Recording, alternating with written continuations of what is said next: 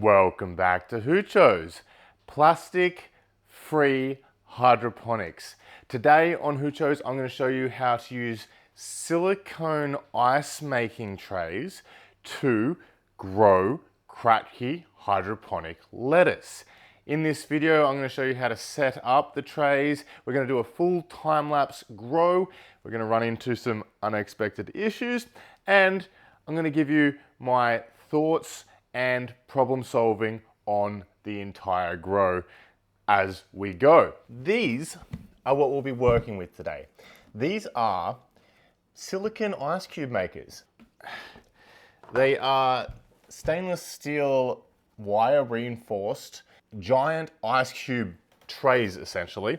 These silicone molds are made by Free Flow here in Australia. So these come in a pack of 4, I think, for about $130. And you can also get similar ice cube molds like these from Amazon in both Australia and the US. And they sort of pump out ice cubes about this size. Not that we'll be using them for ice cubes. These are just the trays that I have lying around. I use these ice cubes for eskies and bait fridges. I have no affiliation with Free Flow, so this is just an item of convenience that I like because they have a silicone lid.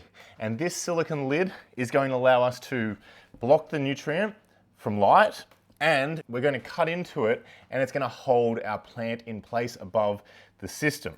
So first things first, we need to mix up our nutrient. The hydroponic nutrient I'm using for the mix is a Campbell's Diamond White Part A and NitroCal Part B at half strength. So that's 1/2 gram per liter. Okay, so our nutrient is mixed and our pH is 6.1 and our EC is 1.7. Anywhere from 1.5 to 2 and a pH of 5.5 to 6.5 is absolutely fine because this is only 9 liters and these are 5 liters each. So we'll need 1 watering can for 2 of these silicone trays. There is one alteration that we need to make to these trays, and that is to the lid. We need to make the lid able to hold a plant in place. And this is actually quite thick silicone. So what I'm going to do is I'm just going to make a slice in the lid so that we can place a seedling that we've washed the roots fully of whatever media it was growing in. So here I have just store-bought lettuce, cos lettuce seedlings, and I'm using these because this is gonna be what most people have access to, but we can use any of the seed raising techniques that I've shown you in the past, especially the silicone seed raising technique that I covered using silicone ice cube trays to raise the seedlings, and that will give you a fully plastic-free growing scenario. This is just the most convenient and the most accessible, I think, to most people, but it is going to be the most costly as well. So using a knife, we're going to make a slit in the top of our silicone lids. I'm going to make 2. 1 slit on each side of the lid, and that's going to give us 2 plants per container. We want to make them as far away from each other as possible without going too close to the sides of the container. I'm just going to use one of the lids to measure out the width of which I'm going to have both of these slits. So I'm just going to make it here and same on the other side. There, like that. And I'm just going to cut straight through the lid in about an inch long line, just enough to poke a plant through. Because if you do it too long, it's not going to have enough bounce back so that it will hold the plant in place. So now we're going to fill up our container. We take our watering can full of nutrient and we fill the ice cube tray. Equal amounts for both trays.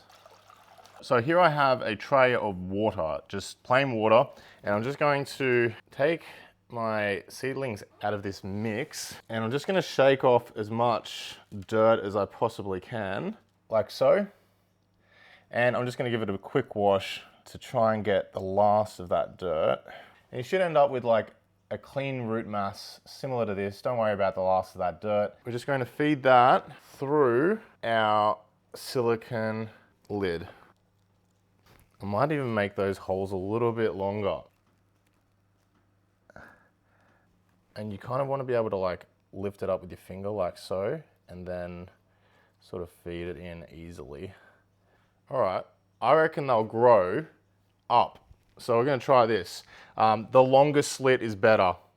It's just going to allow it to sort of, I'm going to do that with the other as well. I'm going to make 2 slits, a bit bigger this time. Like so. I'm just going to leave it sort of like this so that the silicone is supporting the plant like that. And we'll just clip the edges down on all of those. And I'm going to move these trays into place. And it's really easy to top up. You just lift the corner and you can inspect it. And if you want, you can top it up a little bit like so. And then you just clip the lid over. There we go. And now I can set up some time-lapse cameras and we can see how they grow.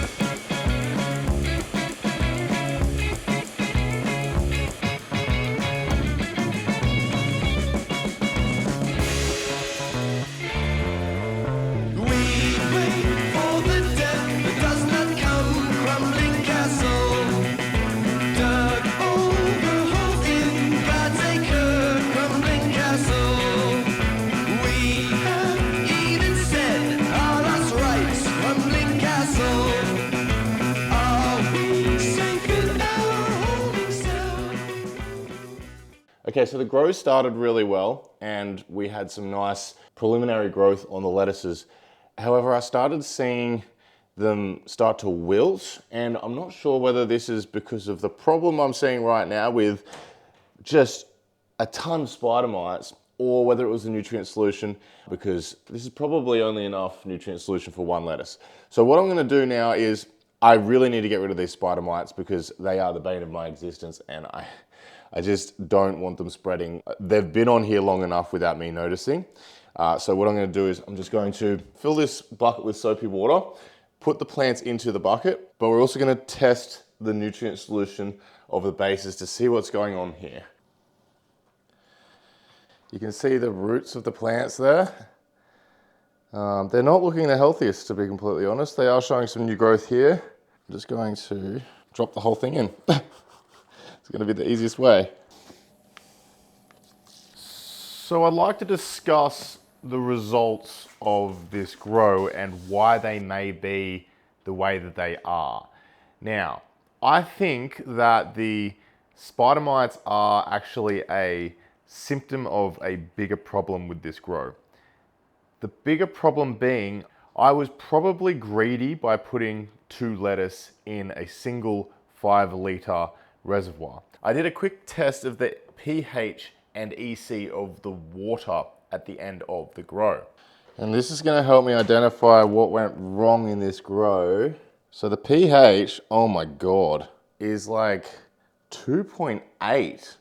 That is so acidic. And the EC is 2. That pH is wild. That is very acidic. Okay, so I'm currently in editing and I just wanted to outline the fact that I didn't top up these nutrients throughout this entire grow. The nutrient solution that they started with was all that they had to work with. This was true Kratky. Now, because the EC hasn't moved dramatically, that tells me that the water and nutrient uptake was about level, even, but the pH obviously being what I'm most concerned about. The pH indicates to me that there wasn't enough nutrient solution to dilute the plant's active transport mechanism in the roots, which is a hydrogen ion passing across an active transport gate, which allows them to uptake nutrients that require active transport into their roots. Now, that hydrogen ion being pushed out of the root into the nutrient solution will cause the nutrient solution to become more acidic. That in turn would then lock out nutrients for the plants.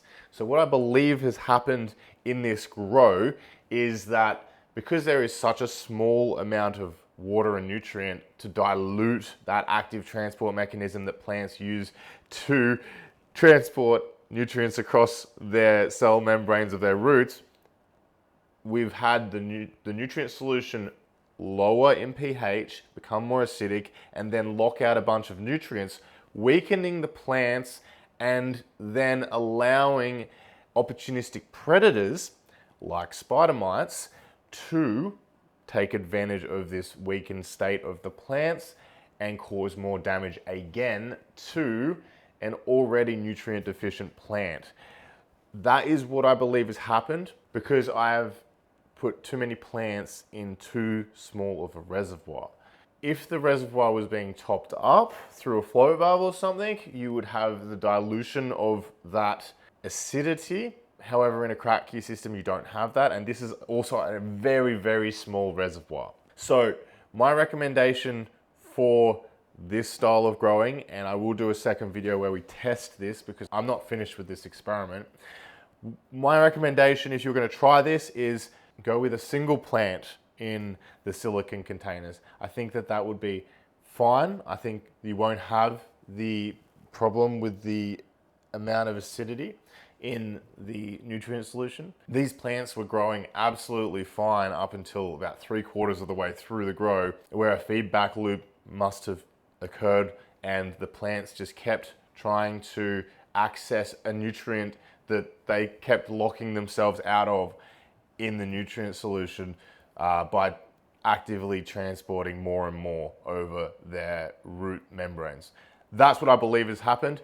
If you have an opinion on the matter or any advice, please leave a comment down below. I'm very interested because this grow was super successful up until the point where it really took a downturn very fast. It was quite a disappointing result because I was so excited for this video because they were growing so well, and then just sort of like all collapsed within the space of like 2 weeks.